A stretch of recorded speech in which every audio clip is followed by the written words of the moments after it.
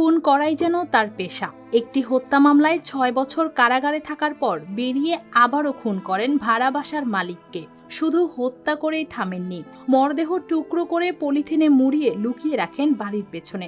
পরে সেখান থেকে একে একে উদ্ধার করা হয় মরদেহের ১১টি খণ্ড। কুমিল্লার দেবিদ্বারে এমন নৃশংস হত্যাকাণ্ডে এখন পুলিশের হেফাজতে ভাড়াটিয়া লাইলি আক্তার। পড়ছে যে এটা মানুষের না গরুর মাংস বা মানুষ, এইগুলো বোঝার কোনো ক্লু নাই, রক্ত নাই, কিছু না, একদম ক্লিন। তখন ওইখান থেকে আসার পরে আমি আমার খালার বলছি, আপনি ওই মহিলারা চোখে চোখে রাখেন, আমার তো মানে ওইগুলো দেখে হঠাৎ মাথা সেন্স হঠাৎ স্বাভাবিক নাই। পরে আমি ওইখানে মহিলারা ধরেছি, আমি বলছি তোর সাথে কে আছে বল, ওনার সাথে একটু রাগারাগি কটাক্ষ ভাষায় কথা বলতেছি। পরে ওইখানে আরও লোক আসছে, আইসা ওনারেও মায়ের দর করছে কিছু, দেন ওনারে জনগণ দৈরা নিয়ে বাঁধছে। নিহত ফরিদা ইয়াসমিন দেবিদ্বার উপজেলার ছোট আলমপুর এলাকার বাসিন্দা। তার স্বামী জাহাজে চাকরি করেন। ২ মেয়ের বিয়ে হয়ে যাওয়ায় বাড়িতে বেশিরভাগ সময় একাই থাকতেন তিনি। সম্প্রতি তার বাড়িতে ভাড়াটিয়া হিসেবে ওঠেন লাইলি আক্তার। এর আগে একটি শিশু হত্যা মামলায় ৬ বছর কারাগারে ছিলেন তিনি। জামিনে বের হওয়ার পর ফরিদার বাসায় ভাড়া নেন লাইলি। এক পর্যায়ে ফরিদাকে বাড়িতে না পেয়ে খোঁজ শুরু করেন তার ছোট মেয়ে ও স্বজনরা। অনেক খোঁজাখুঁজির পর বাড়ির পেছনে কয়েকটি পলিথিনের প্যাকেট দেখতে পান ফরিদার এক স্বজন। পরে সেখানে পাওয়া যায় তার খণ্ডিত মরদেহ। কোনো কারণ জানাইছে না যে আমার মারে কি কারণে হত্যা করছে। পুলিশ কি তদন্ত করে আমরা জানি না। পুলিশ আমার বাসার থেকে আমার মায়ের এখন আবার একটা অংশ পাইছে। পুলিশ পায় না কি জন্য? আমরাই পাই সব। পুলিশ কি করে? পুলিশ কোনো তদন্ত করে না, মুখ দেখাইতে আসে।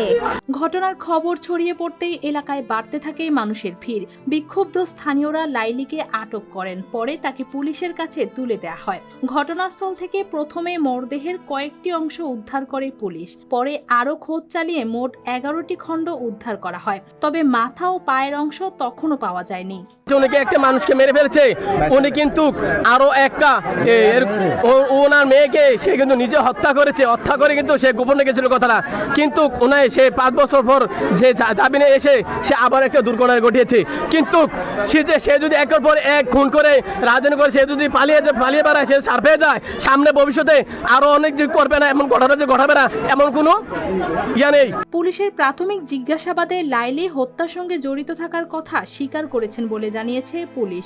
একই সঙ্গে তার স্বামী সহ আরও কয়েকজনের নামও বলেছেন তিনি। তাদের ধরতে অভিযান চলছে। পুলিশের তথ্য অনুযায়ী ফরিদার ৭ লাখ টাকা ও প্রায় ১৫ ভরি স্বর্ণালংকার লুট করা হয়েছে। মহিলা তো বলেছেই অলরেডি, পাবলিকের কাছে বলেছিল যাদের নাম, তারা যে জড়িত এটা শত্রুতাবশত বলতে পারে, আবার জড়িত থাকতেও পারে। ঠিক আছে, তো মহিলাকে পরে আমরা জিজ্ঞাসাবাদ করলাম। জিজ্ঞাসাবাদ শেষে কিছু তথ্য পাওয়া গেছে।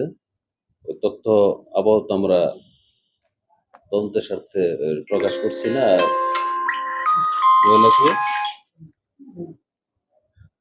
আজকে আদালতে সুপর্দ করা হয়েছে।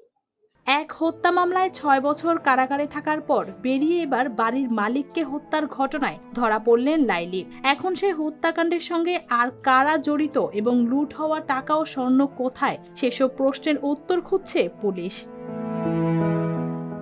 News desk, RTV।